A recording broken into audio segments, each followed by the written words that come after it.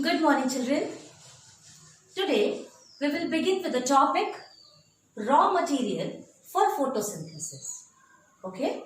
Because in the previous video only we have started the chapter photosynthesis. There we have read about the definition of photosynthesis. Now we will see the raw material for the photosynthesis. What is the raw material? Okay? Material that is required for some production. That is called as a raw material. Now, what will be the raw material in case of photosynthesis? Will it be a cloth? Will it be a thread? No. The raw material will be solar energy. Okay? Because according to the definition, we have seen this. Then, raw material will be water and carbon dioxide. These three things are the important raw material. Along with this, we will see that mineral is also required for the process of photosynthesis. Now what happens? We'll see one by one each and everything. Number one is carbon dioxide. This is an important raw material as it is present in the atmosphere in 0.03%. Okay? And this much of CO2 is sufficient for the green plants to absorb and just to prepare the glucose. Now see children, if the terrestrial plant, that is I am talking about the plants which are present on the land, then these plants can take this carbon dioxide from the atmosphere very easily through the stomata. Now see what happens in case of aquatic plants. Aquatic plants, they can also absorb CO2 from the water because CO2 is present in the water in its dissolved form. Okay, and the composition of this is 0.3%. So, this aquatic plant absorb carbon dioxide from the water, and the component or the constituent of this is 0.3% in the water. Now next is water. Water we all know very well. Okay, that what is this? Water is another raw material. Okay, how the plant take this water, this we have already studied in detail in chapter number 4 and 5 by the process of diffusion, osmosis, flaccidity, turgidity, plasmolysis, deplasmolysis. All these terms we have studied in detail. So, but ascent of sap, it was also there. Okay, so by the process of endoosmosis, osmosis, the water will move up from the root of the plant and reaches till the leaves. This we have already studied. So by this process only, the water will be absorbed by the roots and it will reach to the leaf. So this is important raw material. If the water is absorbed, it will be absorbed by the system, that is by the xylem, along with the minerals also. Okay. So these are two important terms. Then we come to the solar energy. Solar energy. And just in the previous part, I told you that chlorophyll is very sensitive to light. Now see what happens. This solar energy is the ultimate source of the energy. Photosynthesis can occur in the presence of the solar energy only. It takes place in the presence of the sunlight. Now see children, what happens? We all know that chlorophyll traps solar energy. Chlorophyll traps. Okay. How this chlorophyll trap? Actually what happens? 250 molecules of chlorophyll. Okay. 250 molecules of chlorophyll forms one unit. Okay. Combine 250 molecules of chlorophyll. This is chlorophyll and 250 molecules of chlorophyll, they combine to form one unit, and the unit is called as quantazome. Okay. Now, this one quantazome is a small unit of chlorophyll, and it is capable of absorbing sunlight.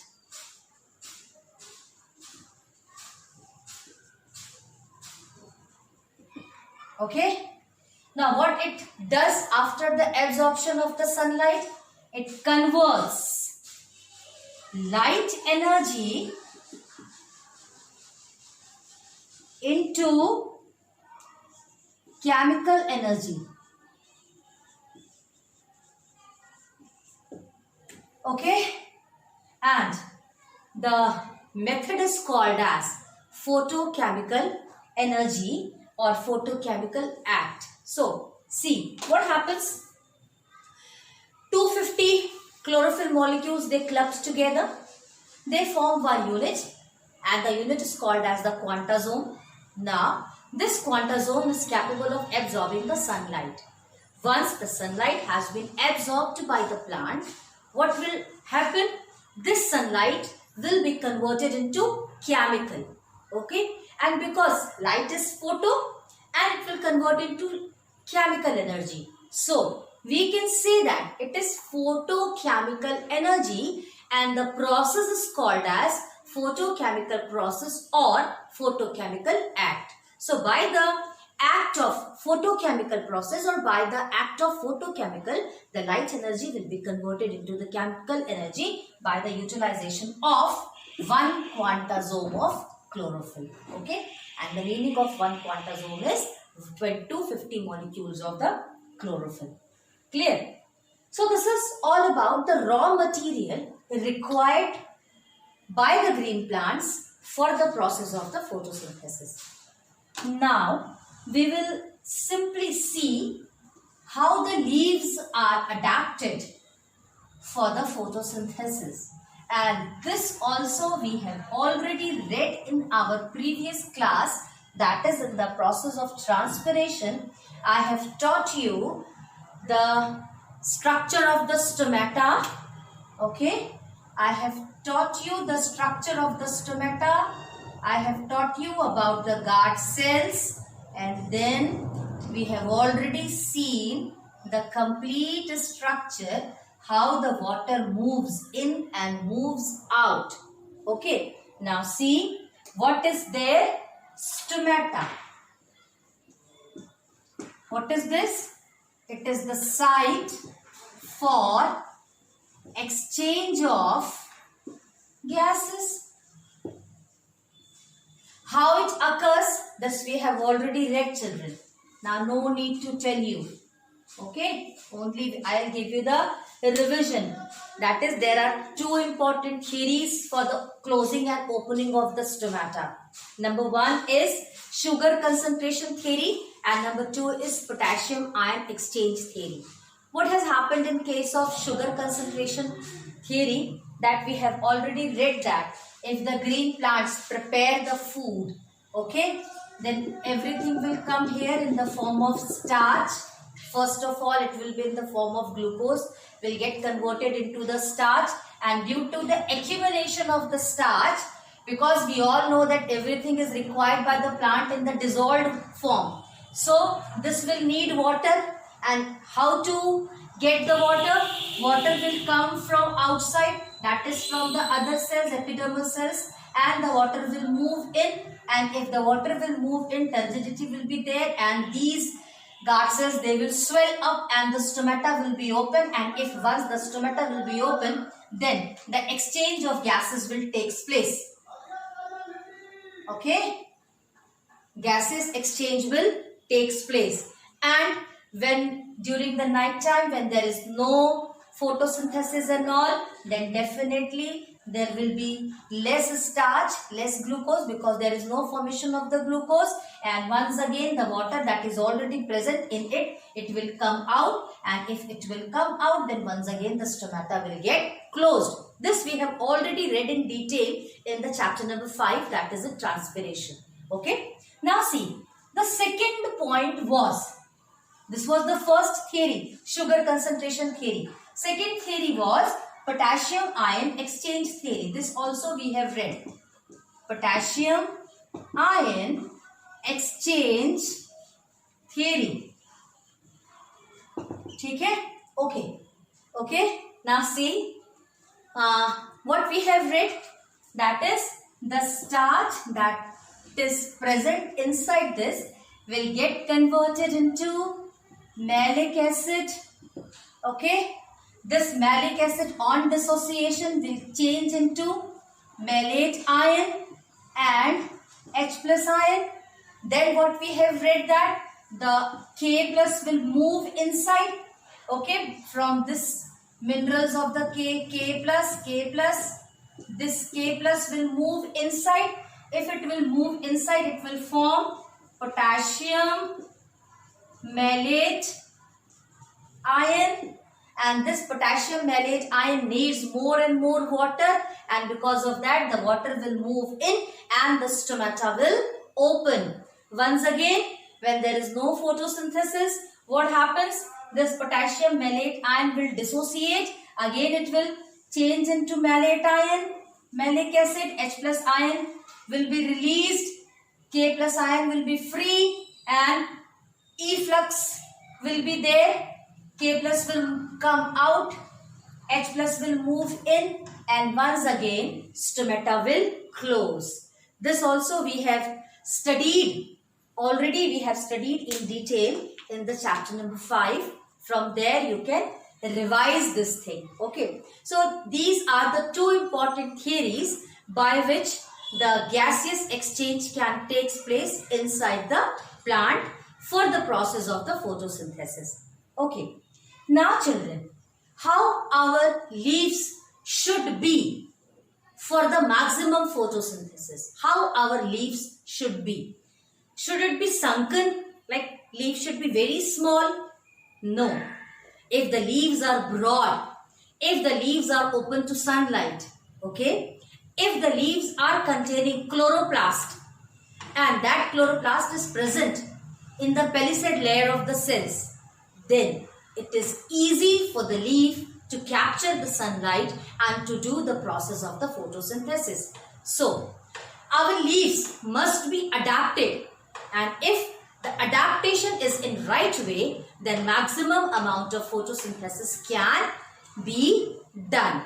Okay. So, on this basis, our next topic is adaptation in leaves for photosynthesis.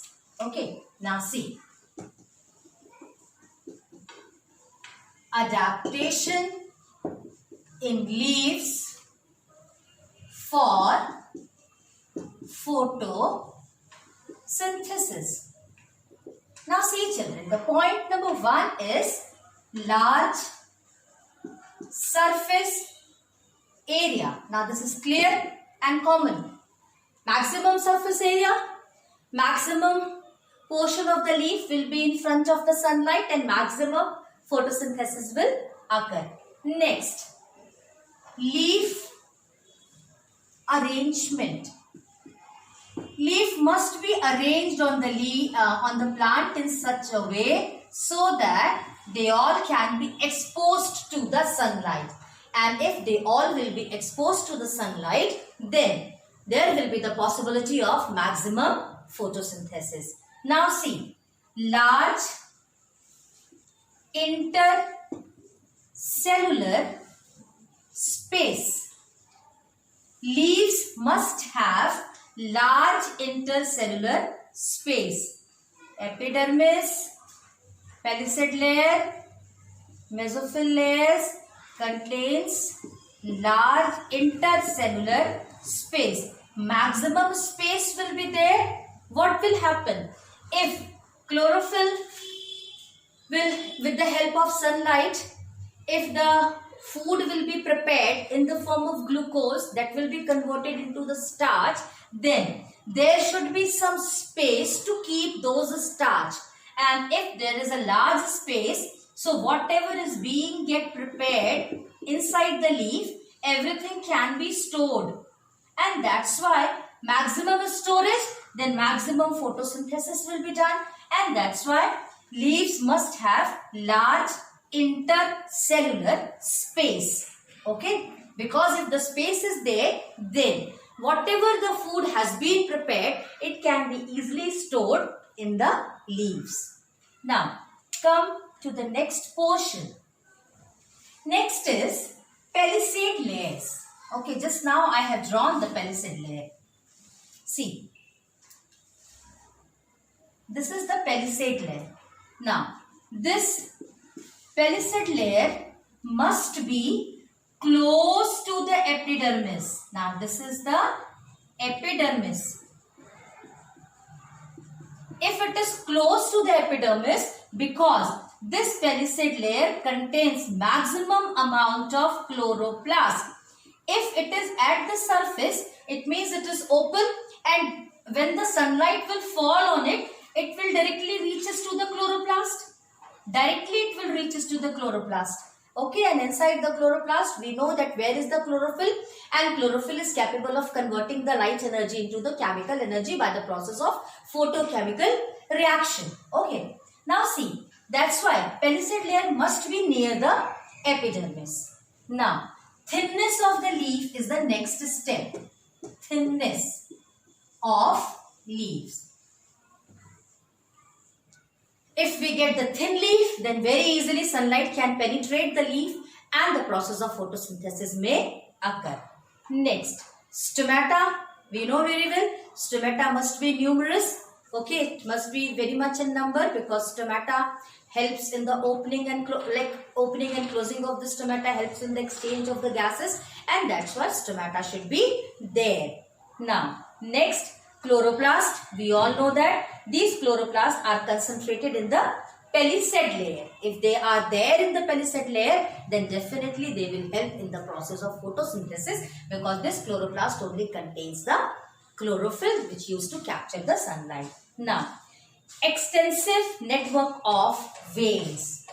Now, inside the leaf, the veins should have maximum network. Okay, it should be like this, because if it is like this, it will help in the transport of minerals. Maximum network is there, maximum transport of minerals, water and everything will take place. So children, this is all about the adaptation in the leaf for the process of photosynthesis. I think so we have completed till here. Now, in the next part, we will start with the mechanism of photosynthesis. Okay?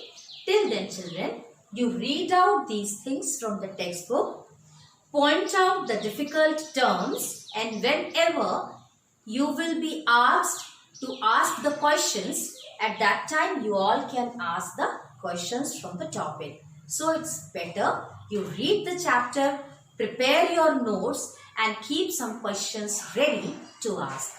Thank you.